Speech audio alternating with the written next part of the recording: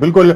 और डॉक्टर अजीज खान साहब समाजवादी पार्टी से हैं, आप किस नाम पर वोट मांगने जा रहे हैं खान साहब? देखिए अभिषेक भाई, दो तीन बातें हैं। बड़ी अहम बात है कि आज जिस तरह हम देख रहे हैं कि विजय रथ यात्रा हमारा निकल रहा है, कानपुर में निकला, हरदोई निकला, रैलियां हमारी लगातार हो रही, मुजफ्फरनगर में, मऊ में, अंबेडकर नगर में जो जनसैलाब उमड़ करके आ रहा है।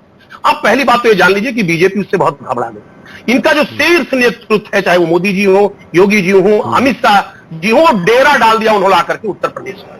लेकिन हम जानना चाहते हैं कि ये डेरा डाल करके क्या उत्तर प्रदेश का चुनाव जीतना चाहते हैं? ये बताएं कि आखिर इस सपा से कैसे लड़ेंगे, क्योंकि सपा जो है लगातार 4.5 साल से इनके काले कारनामों को लगातार उजागर कर रही है।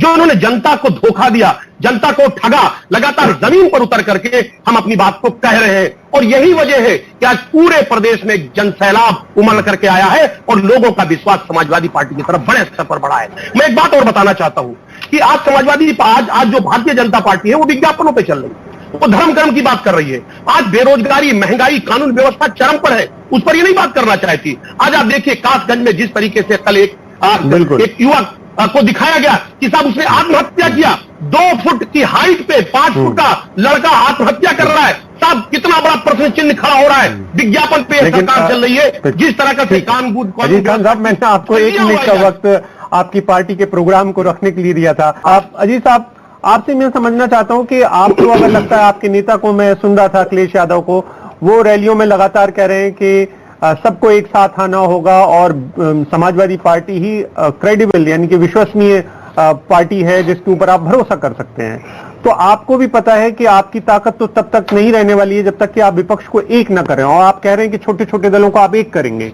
तो क्या आपको लगता है कि आप इसके बहाने ये छितरा हुआ जो पूरा विपक्ष है ये मुकाबला कर पाएगा?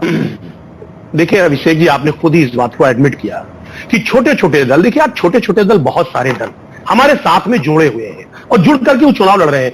अभी देखिए थोड़े दिनों में और खुलासा होगा, बहुत सारे छोटे दल मेरे साथ आएंगे। और छोटे दल की को मत कहिए आप, बीजेपी के तमाम कद्दावर नेता, दूसरे पार्टियों के तमाम कद्दावर नेता आज समाजवादी पार्टी का साथ दे रहे हैं, समाजवादी पार्टी के साथ आ रहे हैं, क्योंकि उनको अपना भविष्य दिख रहा है यहां पर। क्योंकि जिस तरीके से समाजवादी पार्टी जमीन पर उतर करके आज बीजेपी का मुकाबला कर रही है। आप देखिए बीजेपी ने साहब 4.5 साल में क्या नहीं किया। आज कानून व्यवस्था की स्थिति भी चर्चा हो रहा था। अब देखिए अमित शाह जी अभी थोड़े दिन पहले आए थे, उन्होंने कहा था साहब रात के अंधेरे में बेटी ही निकल सकती। आप देखिए सर, सचिवालय में महिलाएं सुरक्षित नहीं है, किसानों को कुचला जा रहा है। आज साहब आज दलित बेटी को जलाया जा रहा है। दलितों के खिलाफ या अनुसूचित जाति जनजाति के खिलाफ सरकार के लोग या सरकार में बैठे लोग कुछ भी करते हैं, तब आप लोगों की आवाज उतनी मुखर सुनाई नहीं देती है। और जो पार्टी लगातार इसका दावा करती रही है। एक तो एमएच खान साहब के सवाल का जवाब दे दूं। साहब ये कह रहे हैं, साहब देखिए बीजेपी के साथ 3 बार मिलकर के इन्होंने सरकार बनाई है।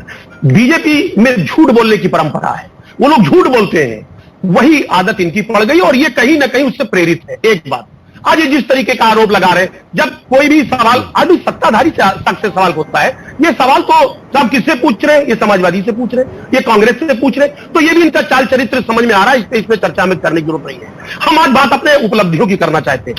देखिए आपने कहा कैसे चुनाव लड़ेंगे, देखिए चुनाव बहुत स्पष्ट हो चुका है, चुनाव उत्तर प्रदेश से क्लियर हो चुका है। आज आप देखें आंकड़ा मैं एनसीआरबी का दिखाना चाहूंगा आपको कि भारत में किसान बेरोजगार जिस तरीके से और दिहाड़ी मजदूर जो है जिस तरीके से आत्महत्या कर रहा है, जो वो तो आप लोग लड़ ही रहे हैं ना, किसानों के मुद्दों पर तो आप चुनाव लड़ ही रहे हैं। किसान की बात नहीं करूंगा। अरे सर अभी से मुझे मौका दे, 10 सेकंड सर। आज 29 किसान पर डे, 10,000 किसान एक साल में मौत के कगार पे पहुंच गया। 42 बेरोजगार पर डे मौत खुदकुशी कर रहा है। 17,289 जो है वो बेरोजगार मौत के घाट उतर चुका है। 103 दिहाड़ी मजदूर जो है वो पर डे उसकी मौत हो रही है। 37,638 मजदूर की मौत हो गई। मैं जानना चाह रहा हूं आखिर ऐसा क्यों? आज आप देखिए मनरेगा जैसा बड़ा स्कीम था, मैं सर आपको बताना चाहता हूं कि इस बीजेपी के कारनामे देखिए आप कि साथ पिछले साल का बजट 1,11,000 करोड़ था। आप देखिए कोरोना में जब बजट बढ़ाना चाहिए, मनरेगा में दिहाड़ी मजदूर 9 करोड़ दिहाड़ी मजदूर आज खाली होकर के गांव गांव पहुंच गया है। उसके पास काम नहीं है, वो भुखमरी के कगार पर है। बजट इन्होंने ठीक है, आपकी बात समझ गए, 73,000 करोड़ किया। बिल्कुल आपकी बात समझ गए, बिल्कुल इनसे जवाब काम नहीं है। ये लोग ये बिल्कुल आपकी बात समझ गए, बिल्कुल मैं